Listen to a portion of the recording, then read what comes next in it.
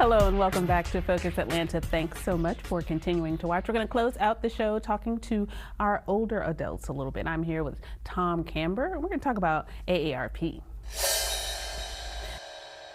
Thank you so much for coming on the show. Thank you. Now, tell me a little bit about what you want our older adults, or all of us, because all of us will be there at one point, to know today. That's right. We just did a survey with AARP looking at travel and technology among older adults, talked to 1,000 people out there, and found that 2/3 of people over 50 that answered the survey said that they're planning to make a trip this year. They're planning on spending substantial quantities of money on those trips, as much as $6,500, and that many of them, while they're using technology and they've had some experience with it, they feel like they need more help, and there's some gaps in their knowledge. So in terms of what we should be looking out for, are you talking about things that we could read up on to get more help, or should we be on the internet looking to get more help in terms of staying? Well, we've put together some materials for people, but I can give you a couple of the tidbits right up front today. So one of the things we learned was that older people are using technology to book travel in some traditional ways. They're going right to a hotel website, or they're going to an airline and they're buying a ticket.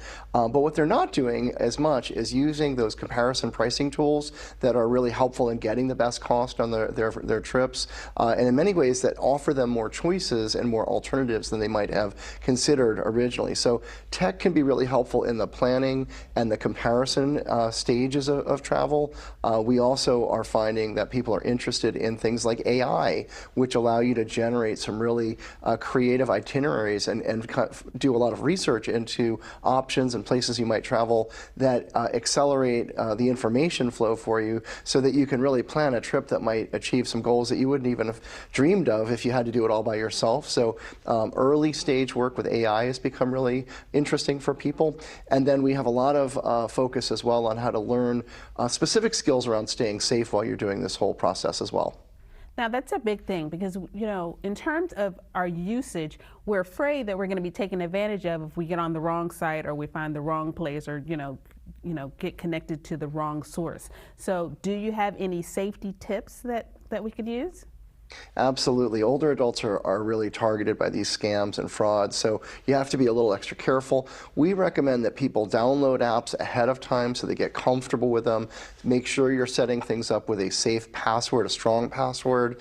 Also, if you haven't used tech very much, we've set up some free classes where people can practice using new tech skills so that they're able to do that securely and make sure that they understand how to recognize where there may be risks. And then also, we recommend you use digital payment on your phone so that you don't have to carry as much cash with you, so people can use Apple Pay or Google Pay. They're backed up by a credit card. And then finally, making sure that people are sharing their itineraries with their family members back home, so that people are aware of where you're going to be and can make sure that you're able to communicate with people in an emergency. Oh, I love that. Now, is there a place on, I don't know, maybe the AARP website where we can get these type of tips to make sure that we're staying safe, and to make sure that, the older adults in our lives are doing the right things to keep themselves safe? Absolutely. We've set up 2 websites, so get your pencils ready. AARP has a page here with all of the research that we've been doing, and a whole bunch of articles from AARP about travel tips and things that they put together. It's aarp.org/traveltech50+. And we've also set up a program through my nonprofit here, seniorplanet.org, that has a lot of free classes, including the chance to do digital travel with virtual tools. They're right through the website, so you can visit places through Zoom. And that's available at seniorplanet.org/travel. Oh, that's an interesting way to get your travel on. Go through Zoom. I appreciate your time. Yeah, we're going to Perugia, Italy this year, and people love it. We get hundreds of people that join together on Zoom, but you have a live tour guide, and they get to travel together kind of virtually, and it gives you a chance to try things out, make some new friends, and also look at some of those tech skills that make your next trip be more successful because you've had a little practice. And indeed, again, might be a little bit safer. You don't even have to leave the house.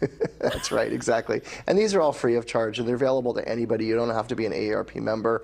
We really have a social purpose here to help older adults be more comfortable with technology in the digital age. So it's really, we try to make it easy and widely accessible for everybody.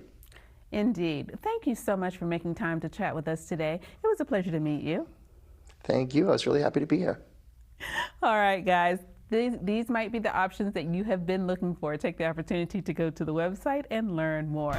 Thank you guys for tuning in to this week's episode of Focus Atlanta. I hope to see you next Sunday here on WUPA.